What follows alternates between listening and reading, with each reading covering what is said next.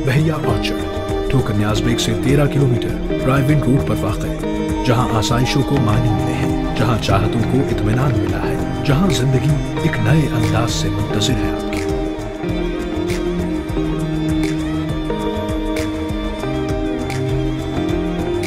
बहरिया orchard में बहरिया town school, college और hospital जैसी सहूलियात समेत the Edwina, restaurants, community parks और जू जैसी सहूलियात भी मौजूद हैं। यहाँ मौजूद कमर्शियल एरिया बहरिया ऑर्चर्ड की एक बड़ी अट्रैक्शन है।